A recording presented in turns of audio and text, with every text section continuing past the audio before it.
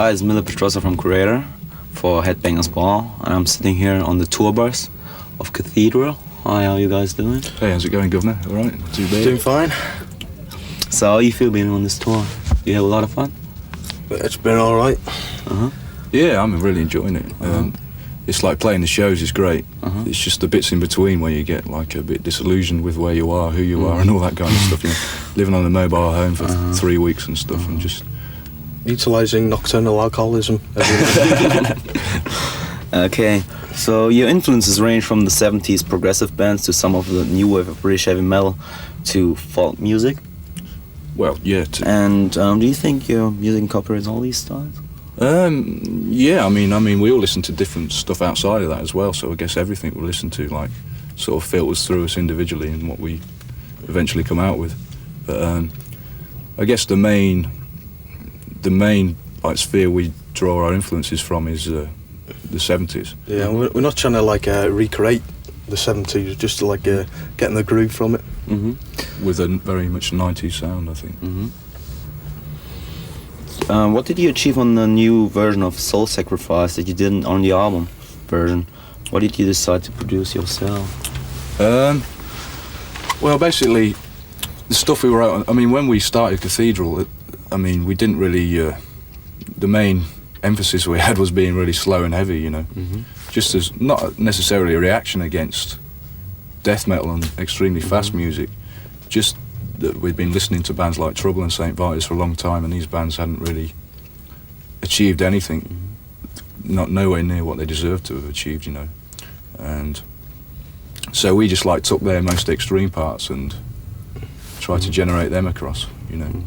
But so I guess like the songs on the album come from that period when we first performed, you know.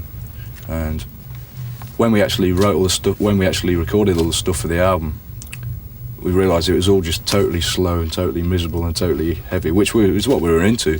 But we needed something to break it up a bit, I guess. And like Soul Sacrifice was more up tempo, and we don't want people just to see us as being just slow and heavy and nothing else, you know. I think it's just reflected our progression, really. Yeah.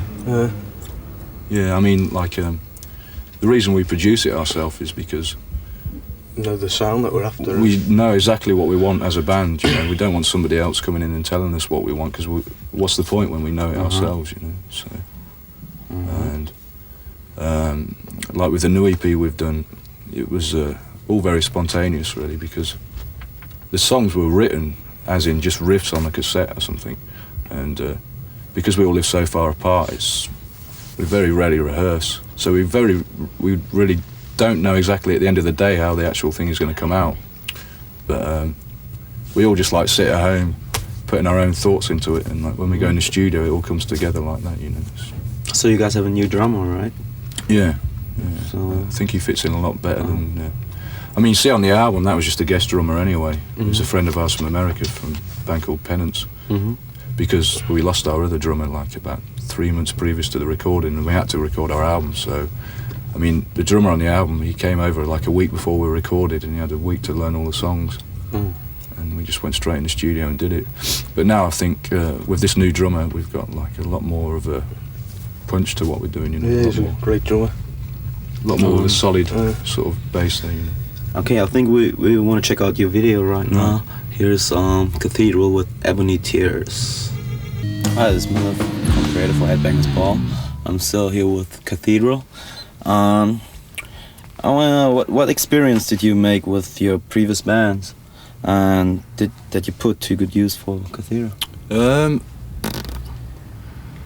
Well, I mean, I learnt a lot of the bad aspects of the music industry from the previous band I was in, because we were just like totally fresh to the whole music industry, you know. We didn't have any clue. We were just like, when our first record came out, we were just so happy to have an album out without sort of fully understanding the business side of it.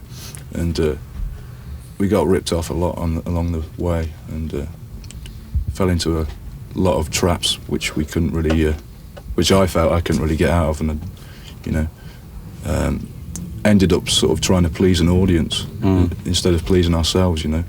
Well, that's speaking for myself personally, and I just got, you know, pretty tired with the whole thing, because we weren't really getting out of it what we should have been getting out of it, because I mean we were selling a hell of a lot of records and getting a hell of a lot of coverage, and we're still like living on virtually like £10 a week or something like that, you know. So I think we have more with this band. We have more of a idea what direction we want to go in ourselves and what we want to achieve and stuff. So in your lyrics, have you updated the fantasy theme for the 90s? Or? I don't think we're... how do you mean fantasy? Fantasy, just your lyrics, are they like fantasy or more real stuff? Not at all, they're very real. Real and from the heart, I suppose. I mean, they're written in a way that... See, the cover, I've seen your cover, you know, Yeah. it kind of reminds me, kind of like some stuff, you know, like an ancient I don't think painting. it's not fantastical, it's more like symbolic. Symbolic. I think it's like I think it represents the struggle of good and evil, life and death. Is it? There's a lot more things involved there. I mean, the sort of lyrics we write are very much from our own experiences, you know.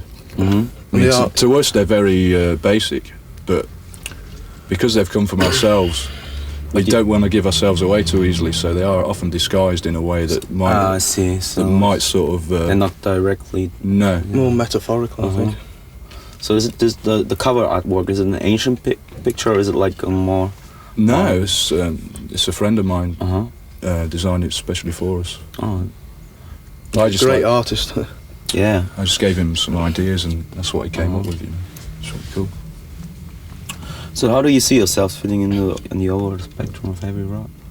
I just think we've got something alternative to offer. Maybe alternative, and also like we've got a groove from like the 70s going there. So that's, you know, we don't feel that we should be fitting that. into one kind of category like death metal, grindcore, or doom metal or whatever. We just want to. I mean, we basically consider ourselves to be an alternative rock band, you know, at the end of the day. So you don't like to be categorized at all? Not really. No.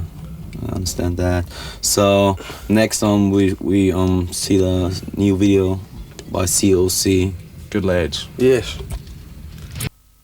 Hi, this is MIlle from Kreator again, and I'm still here with Cathedral. You told me before that you didn't want it to be categorized. How do you feel being on that Gods of Grind tour? I think it's great for us in a way. I mean, we like a challenge. We like an audience that we feel we have to, I don't know, challenge in a kind of a way for personal gratification or something. I don't know. But I mean, we play with a lot of different bands. Like for instance, we recently played with the Young Gods, and we've like done tours with like other bands like St. Vitus and stuff. And the Gods of Grind thing is, I think it's great for us because we thought we didn't really come out with any big expectations that people are going mad about us and stuff, but we've been getting a really good audience response every night, and we've been playing really well.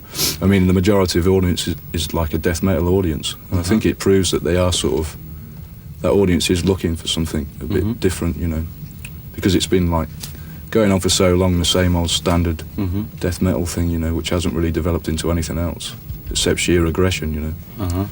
We just want to put a bit more soul and emotion into it, and luckily, like, the audience is responding to it. So, all right, what do you think about Headbangers Ball doing a whole show about that kind of music now? I don't know. I mean, every band on this bill is very has the very own distinctive kind of style. I guess it's because the main two bands are probably just about to reach their peak. I think the MTV are like doing this big thing on them. I don't know if, I mean, for us, I don't know if we actually, it's pretty weird, you know, because we've only just had our first album out and stuff, and same with Confessor, you know, it's like,